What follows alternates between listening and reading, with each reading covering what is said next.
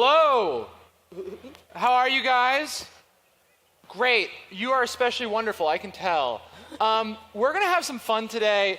You guys may not know it, but Nina here is one of the biggest powerhouses in Hollywood right now. She's done a few projects you may have heard of. Let's see. She did The Hunger Games, grossed well over $3 billion. She did The People vs. O.J. Simpson. She is about to come out with the movie version of Crazy Rich Asians, the book that has become this sort of global phenomenon. And before that, she was the 36-year-old CEO of Walt Disney Motion Pictures. So, pretty good. And I interviewed her as part of an upcoming book I have on creativity. And we want to talk today about some of the social aspects around Hollywood and around creativity. And I wanted to start with, 7 months ago, we had the Me Too phenomenon start. And you are on the front lines, right? You are literally there. You are in the meetings. You're in those studio calls. Give us an update from the scene. How have things changed? How have they not changed? I think the Me Too movement represents probably the most radical change in the shortest period of time that I've ever seen in my entire career. The questions of inclusion and diversity have been on the table for years. That's been a slow-moving train that is moving, and moving, I think, faster now than it did before. But the kind of addressing head-on of a culture of kind of exploitive power dynamics in which sort of the cost of the lack of parity is this imbalance in power that gives rise to kind of open season in terms of harassment and worse. That is finally being taken on in a meaningful way where the consequences accrue to the aggressors and not to the victims, which has been historically the way it's been. And we're now seeing an interesting time where, we just saw Black Panther have this huge success. You're going to come out with in August Crazy Rich Asians with a predominantly Asian cast. Are those conversations you're seeing, are those conversations changing when you're in those studio meetings? I mean, as far as sort of the Me Too conversation, it definitely has an impact. Just as an example, we are doing a TV show based on Brian K. Vaughan's amazing graphic novels, Why the Last Man. And so, that presupposes a kind of contemporary world in which a mysterious event occurs in which all mammals with a Y chromosome are wiped out except for one sort of entitled, coddled, and unworthy young man who's left standing. And the rest of the world is now inherited by and run by women. And so when we first started looking at who would be our dream director, we had a list of women and men. By the time we got to hiring a director, we were like, we're just not going to interview men. We're only going to interview women because this story in particular, to tell this story and still have a man directing it, just doesn't feel in the spirit of the story that we're telling. And so I would say pre-Me Too, we had a list of women and men. And if you have a list of women and men, the men will always have longer resumes, for the most part, than the women because it's a backwards-facing loop. You hire people who've done things like this or who have a body of work that suggests they could. Yeah. So for the Hunger Games movies, for instance, I would have loved to hire a woman director. We ended up hiring men. And so when you're having, when you were pitching Crazy Rich Asians, for example, are the studios, do they recognize the value of diversity now? Do they see it as an asset? Do they view it as a liability? Do they view it as just it is? What is the perception? I mean, I think that something like Crazy Rich Asians, I don't think people did it because diversity for diversity's sake is a good thing. I think that there is, however, a bit of fatigue for sort of the sameness of product in the marketplace, the sameness of content. So many comic book movies. Yeah. Yes, there's a lot of the same. And so something that feels fresh and that feels so specific that it becomes universal. The most universal things are actually sort of the most singular. And so something like Crazy Rich Asians is a great romantic comedy and a great sort of multi-generational drama, but it takes you to a world you haven't seen. It introduces you to people you haven't seen, and yet their struggles, which are you're rejected by your in-laws, are things that most people can relate to. It's just in a world that feels Like, I want to go there. I go to the movies to be transported. And this takes you somewhere you've never been. So you talked a little bit about the sameness of sort of the intellectual property that's being developed in Hollywood. Why is that happening? Why have we been coalescing around, action movies and comic book movies and, video game remakes? Why is that occurring? Well, I mean, the barrier to entry for films is very high in terms of cost. The cost of distribution is very high, and now you have also all of these options for entertainment that you can have in the comfort of your couch. People have things they can do.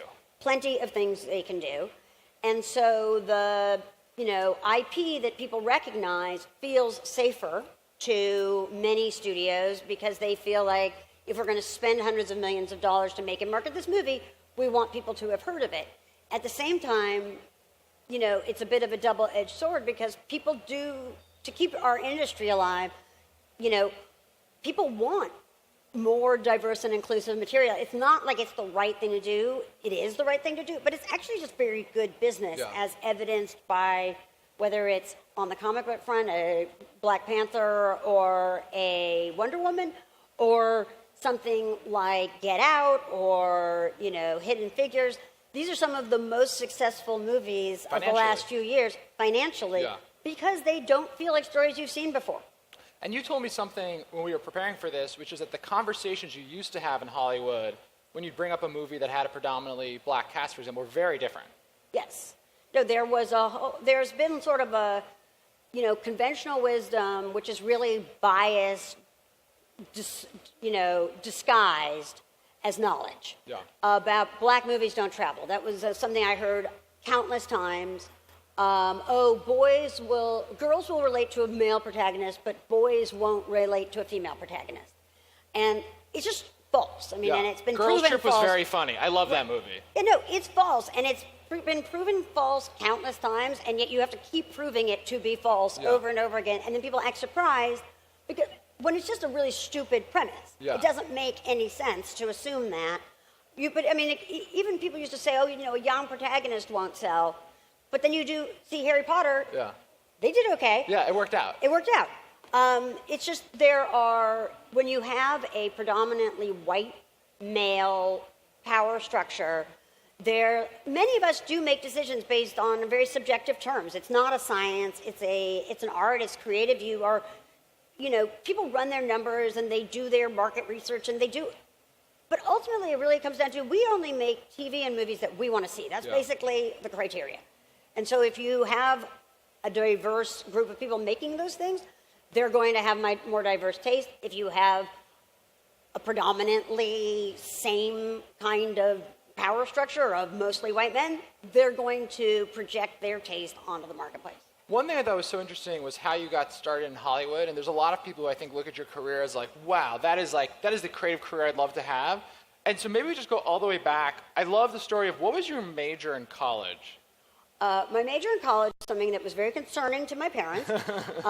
It was then called semiotics. What is that? It's the study of signs, or basically the study, not like stop signs, but like the study of how meaning is created through difference. Yeah.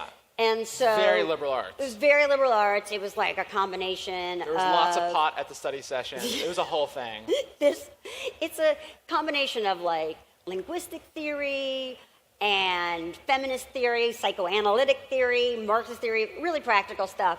But it was also how you study film at Brown. Yeah. And so I came to film through a theoretical film theory, watching lots of movies, and then parsing them in terms that even now when I look at my papers, I can't understand what I was talking about.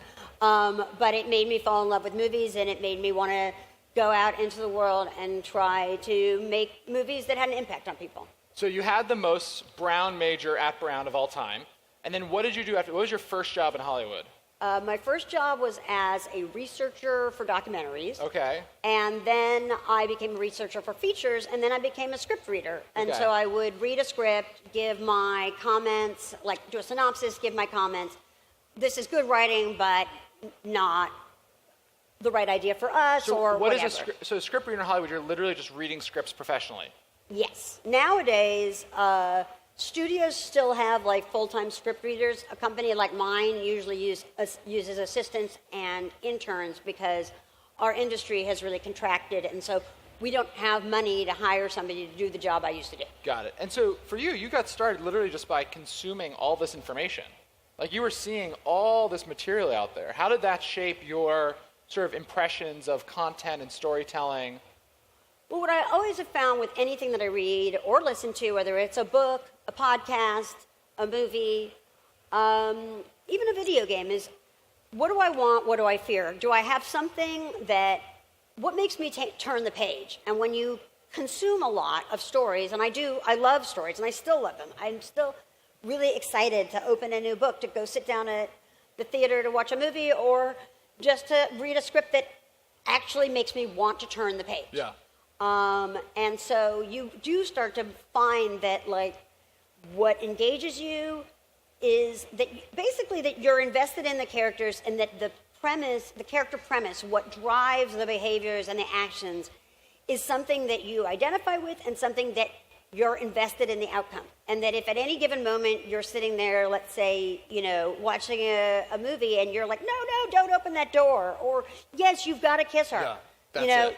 That's it, you're in. And so you do find, and then also that there's something primal about stories, and going back to like the campfire, when you're leaning in, you know it, and when you're sitting back, checking to see what time it is, then you're trying to figure out, well, why didn't this hold my attention? Yeah.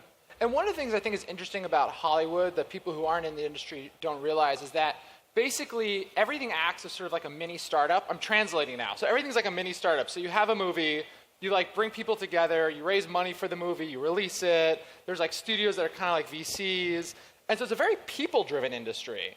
And so I'm curious for you, like, what has been the role of other people in your career, getting you forward? Are there some specific mentors who you look back and you're like, wow, that person was an inflection point for me? Absolutely. I mean, somebody has to. Part of the reason why I think Hollywood is actually not nearly as diverse and inclusive as it should be for its own good, for its own commercial well-being, is because oftentimes the people who look out for you, they see themselves in you. And so, again, you have a backwards-facing loop. You remind me of me when I was young. So I will mentor you. Yeah. And so for me, actually, like through the most remote connections, we weren't a Hollywood family, even though I grew up in LA. We didn't know people.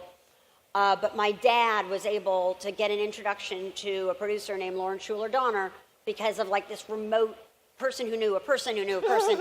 And she agreed to meet with me because I was a young woman trying to get started in the business. Yeah.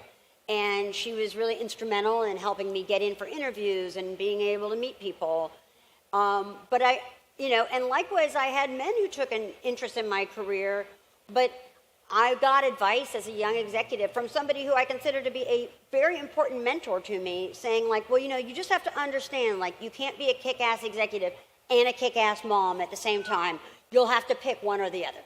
And this was considered to be like from a person who was rooting for me. And so getting advice from people who can kind of relate to your kind of global aspirations for your life, not just your professional aspirations, is really important. But also being able to look and see promise in somebody who doesn't look like you, isn't from where you're from, who, in terms of crossing lines on class, race, gender, that's really up to us if we want our industry to thrive. Well, one thing I thought was interesting was the first time I started going to LA a lot for work, as a gay man, I'm going there, and I'm sort of expecting this very creative sort of culture town.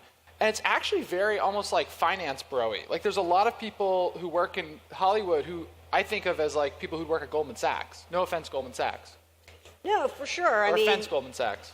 I was definitely encouraged at a certain time in my career, could I just be a little bit like less out? Like it's fine to be out in your day-to-day life, but if you're out in the press, like that's the only way people only see you as that. Yeah, less lesbian awards. Yeah, a little bit less lesbian thing, like a little bit less of the lesbo thing. Ultimately, it is still a very male culture in which, and particularly I think one of the most sort of potentially scary things about Me Too is that men will fear being around women, I'll say the wrong thing, I'll look at her the wrong way, these women suddenly have power.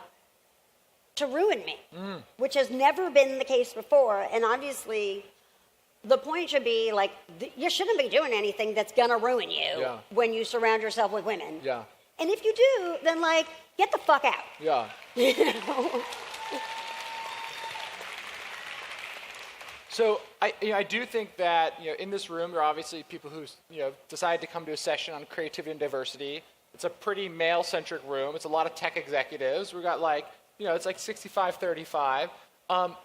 Other than don't be a creep, what are, you think, the things that from a systematic perspective, if a male executive wants to make their organization more inclusive, if they want to do the right thing, I think a lot of men are like, sort of to your point, a little freaked out of like where to start. Like, if I'm really intentional, does that mean I'm like, am I being overly intentional? Like, can you help us just like unwind that a little bit?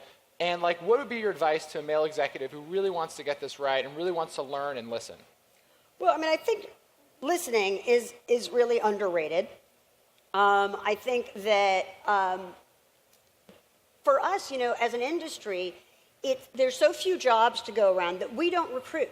Every other major industry goes out and recruits and says, hey, it's important. We want people of color.